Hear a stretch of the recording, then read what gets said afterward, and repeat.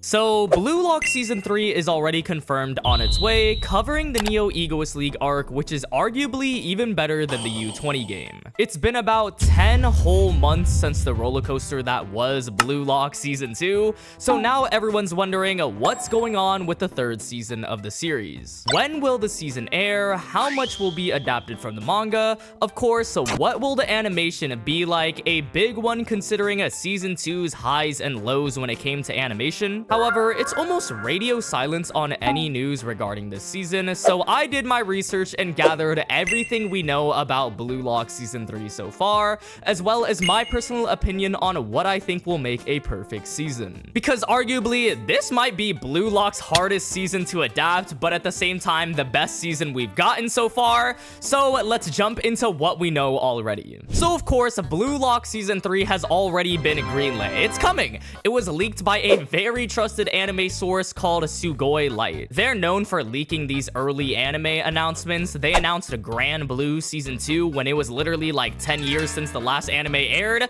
and announced Dawn to Dawn Season 2 last year, which is airing right now. So just from their track list, it's a very reliable source. In fact, they even announced Blue Lock Season 1 back in 2021 before it even aired. So they even did it for another season of Blue Lock. At this point, they're gonna announce the day of my marriage, and I wouldn't even be surprised. The next thing we know is 8-Bit Studio is the one animating Blue Lock. Now, this is the same studio from Season 1 and from Season 2. I also know people feel very strongly about the studio and the animation. Obviously, people want big studios like MAPPA, Ufotable, Production IG, which does other sports animes like Haikyuu or Kuroko's No Basket. And although it's a wishful thinking, people who love the series just want to see the best possible adaptation, the fact is 8-Bit is the one doing it. It's already confirmed.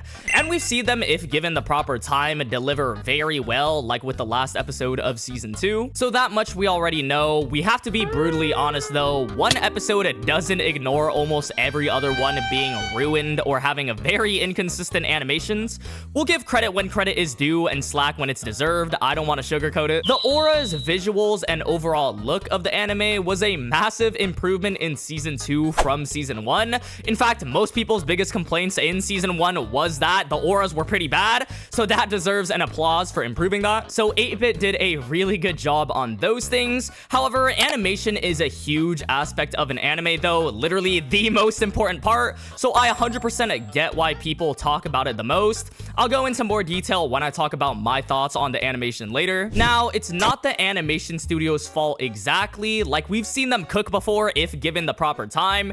It's just the production committee, which basically oversees all the decisions. I'm not gonna go into too much details about them. If you were watching Season 2, you notoriously heard about them, but in a nutshell, they are the root cause for the animation problems. They wanted money, they wanted it quick, they even removed animation at times, which is mind-boggling to me. So it's like the employees aren't really to blame because of the managers. That's the best analogy I can give. Again, people will still want it to be animated by other studios, but what we know for sure is that it's going to be animated by 8-Bit. Now take that as you will, like if you think the same studio as Season 1 and Season 2 animating the third season means we're cooked, then that's up to you. Or if you're hopeful that they can deliver just like the last few episodes and that they've done a good job on the art and visuals so far, then that's also up to you. The thing is, it's very unknown whether the production committee will pull the same shenanigans during Season 2 for the third season, forcing deadlines, all the other stuff I mentioned, or will they actually learn from their mistakes? The reason why I say it's unknown is because there was a post talking about how Blue Lock was handed over to a different production committee called Kadokawa, which produced big name animes as seen here. Because of that, people were hopeful for good animation because it's not the same production committee as Season 2. Another Blue Lock YouTuber, a friend of mine in the space, Arrow Assassin, talked about it in his video about Blue Lock Season 3 as well. However, no hate to him, it's not entirely accurate. In fact, the animation doesn't really change because of this decision. Kadokawa acquired a studio in 8-Bit called Chiptune, which specializes in CGI. So if you dig a little bit further, we still have the exact same animation production studio with all the production committees. Everything you see on the screen right now will be the same same for season 3. They weren't handed over at all. It was just one studio that does CGI in there. Again, no hate to Arrow Assassin. It's more on this post for being misleading than anything. I will say though, it's probably a good sign for CGI, and maybe we get better management in that department because they were handed over to that big production committee. Why I'm pointing this out though is because CGI wasn't the problem of last season. The animation was the biggest problem. So because only the CGI is being improved, the animation is still the exact same, if that makes sense. Again, that's why I say it's very unknown whether the production committee will rush the animation like they did for season 2.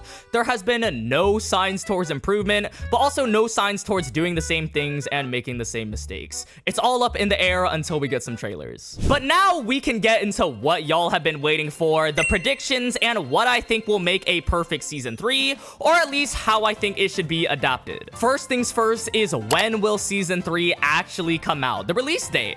Now, although this is a prediction, I actually think we can get pretty accurate with this because it's most likely going to air alongside the 2026 World Cup, which is happening from June 11th to July 19th. This is the exact same thing they did for the 2022 World Cup and BLUELOCK season 1. It's just a good marketing move, a smart decision. People will be searching up the World Cup, BLUELOCK will be popping up. Hype for both of those going on at the same time, just like for season 1. But that leaves around 9 to 8 months from the time of this video till we get season 3, which means it's airing during the summer anime season. And I gotta say, I'm very hyped for this because it's during summer, so even more people are gonna be interested in it since they're on break and no school and whatnot. So far, it's all predictions, but if you Google BLUELOCK season 3, it says the release date is October 9th, 2026.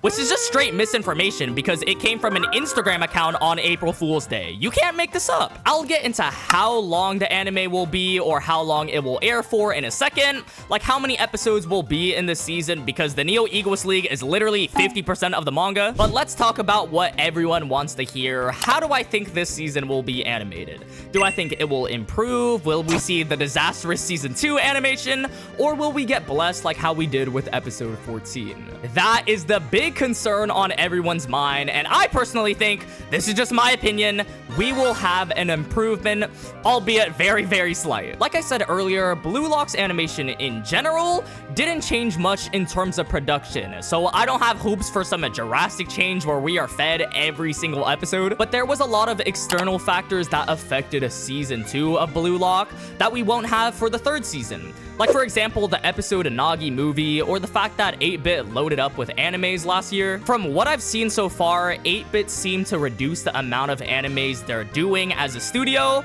They do have a Reincarnated as a Slime movie, but I don't think it's as much as last year. So just using a simple deduction skills, we'll most likely have way more time to focus on BLUELOCK season 3 and not rush it out like the prior season. And you also have to remember, BLUELOCK is a very well-selling series. It's still placing in the top 5 best-selling mangas, which hopefully that means they've realized how big BLUELOCK is as an IP, and therefore they should focus on the anime more because it can help them grow. But season 2 was also huge, and they still fumbled that at the beginning. Now, I want to quickly talk about why people are so concerned with the animation in the first place. It can come off as just whiny or spoiled because people talk only about the animation and just that. However, I don't think it's like that at all. I get the anime can still be enjoyable regardless of how it's animated because of voice acting, music, visuals, and obviously the plot. But end of the day, the whole point of an anime is adapting and making the manga come to life through animation.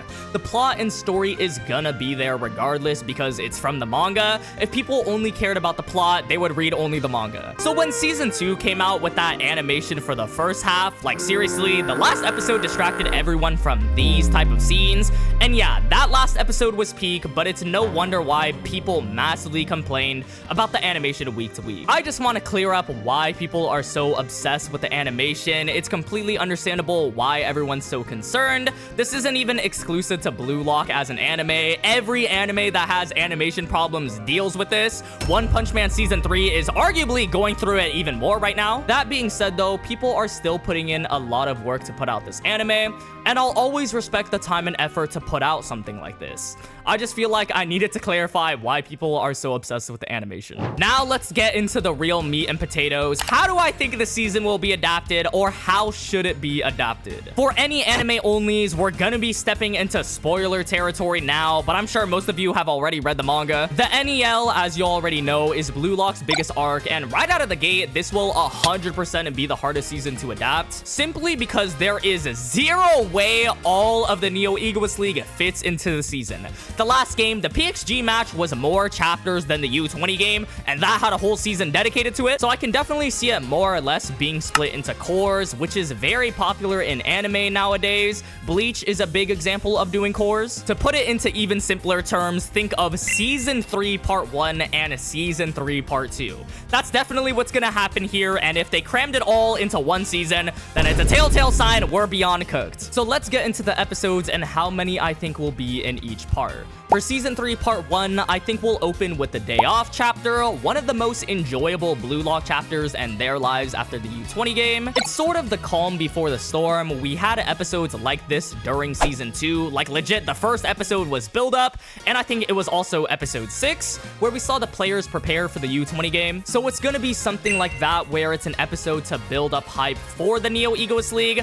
But I think a perfect opening sequence or first episode would also include Kunigami versus Shido Ryusei. This was completely off-screened in Season 1, and Season 2 left off with Kunigami returning with zero context, by the way. We didn't even see him walk into the wild card. It was just the exit. Imagine how hype it would be if the first minutes of the episode was dedicated to Shido and Igaguri versus Kunigami and Ryo, eventually eliminating Kunigami and him walking into the wild card, and then it cuts to Isagi and the Day Off chapter. This is because anime onlys didn't know what the hell happened to Kunigami. He's just back all of a sudden, like they didn't even know the wild card even existed. So it's kind of like, what the hell, he just came back for no reason. The only thing we knew was Shido had something to do with Kunigami's elimination, but there was a lot of development in that match, with Shido hating Kunigami's hero philosophy, making fun of him for not breaking himself down, all reasons why Kunigami comes back emo. It's damn near already a mystery for the manga, so imagine the anime. It would be even more confusing. So I think this is a good way to have some action in the first episode while having the Day Off chapter and building up hype for Kunigami and his return. Another important reason for this too would have to be the PXG game. There was literal callbacks to it. Shido and Kunigami having their rivalry, so we have to sort of adapt this. Otherwise, why do we have an off-screen rivalry that nobody cares about? I understand it's not entirely necessary because yes, we knew Shido had something to do about his elimination. We seen Kunigami leave, we seen him come back, but the context would help Kunigami in the anime so much. Again, building hype for his return, since that was a big part of the NEL, they can come out with a bang if they really animate the Kunigami versus Shido match too. Like, it'll set the tone for the rest of the season, show that 8-bit is not here to play, they fix their mistakes, and all the animation problems are gone. I also fear that anime onlys will legit forget Shido was the one who eliminated Kunigami, because it was a short 2-minute interaction between Shido and Isagi after the second selection. Anyways, we'll probably pick up the next episode with the introduction of the Neo Egoist League, Kunigami's return, Kaiser's introduction, and the start of the Barca match. Now, the Barca match is the shortest game, so honestly, I think they'll only dedicate 2 episodes to it. So first episode, Kunigami versus Shido and Day Off. Second episode, start of the NEL, introduction of Kaiser, and kickoff for the Barca match. Third episode will just be the match, and the fourth one will end the Barca game. The game was only 10 chapters anyway, so I feel like this is fitting. And then we move on to the Munchen game, so the next episode will probably be the salary rankings being revealed, and then a Munchen game being hyped up, maybe even the start of the match as a cliffhanger. Now, considering the U20 game is longer than the Munchen match, and that took 7 full episodes, I would say Munchen would be like 5 to 6 episodes. That brings our total episode count up to 10, with the Barca and Munchen games concluding. I think Season 3 Part 1 is gonna end with the Ubers match. In total, I think Ubers will most likely have 6 to 7 episodes, since Ubers is pretty close in length to Munchen. Like, it has 30 chapters, and that's not including the chapters before the game, like Hiyori's backstory. Let's just call it 7 episodes from the end of Munchen to the end of Ubers. So in total, I think Part 1 will have 17 episodes, and end off with them hyping up the PXG game, or the salary reveal of Rin being number 1. we take a break for about a year and a half, and pick up with the second part of Season 3, which is the PXG game and the ending of the NEL. Now, just off estimates alone, we got backstories for Kaiser and Ness, Igaguri and Isagi getting some moments too, Charles' introduction before PXG, as well as updates on the other games since it's Bastard's bye week. So we probably need an episode for that. Again, the first episode is always the calm before the storm, hyping up the game. And PXG is the longest game in all of BLUELOCK, even longer than the U20 match because it's 45 chapters long compared to the 34 chapters. I'd assume we'd have 11 episodes dedicated to the PXG game alone, which averages out to around 4 chapters per episode, which sounds about right. And to top it off, we'd have one more episode dedicated to the end of the Neo Egoist League, the Munchen versus Barcha match, the final salaries being revealed, and ending off with Nagi's elimination. Hands down, that would 100% be the best way to end the season. The manga was going crazy when he got eliminated for a cliffhanger, so I can't wait for the anime to catch up to it too. I'd assume they'd market the part 2 of this season as the finale of the Neo Egoist League, so even though it's only one game in the PXG match, it's like the U20 game where all the stakes are here, making it just as hype. And the manga kind of followed suit with this, where everyone was excited for the PXG game because you got fan favorites with Rin as the number 1, Shido coming back from the U20, Loki, the World 5 member, and just other characters too. So part 2 would consist of 1 episode hyping up PXG and other backstories, 11 episodes for the PXG match itself, and 1 episode for the end of the NEL, making a total of 13 episodes for part 2. This gives us a very even number of 30 episodes for season 3, 17 from part 1 and 13 from part 2. I think this is a very realistic amount, and the NEL was 150 chapters long, so that averages 5 chapters per episode. BLUELOCK so far has been following that formula of 5 chapters per episode in season 1 and during season 2. If there is more, that's great so that they can really pace out the season, but my realistic guess would be around 30 episodes. And to wrap up my final thoughts on this season, I'm both scared and excited for it because unlike season 2, the NEL doesn't really have one big final conclusion like the U20 game, so they can't pull off a last-minute clutch like they did with episode 14. They'd have to consistently be good throughout the episodes, adapting goals in almost every one, some of them being some insane shots. I'm hopeful though because the goals in the U20 game were done really good, and the NEL has a lot of them, so I hope that follows suit. Anyways, that's all you need to know about BLUELOCK Season 3, my predictions on it, and what I think would make a perfect season. If you made it to the end, make sure to hit the subscribe button to stay up to date with everything BLUELOCK. I'll leave all my sources and information down below. Let me know your thoughts on Season 3 too. Do you think they'll deliver, or are we gonna have a repeat offense? Thank you guys so much for watching as always, and I'll see y'all in the next one.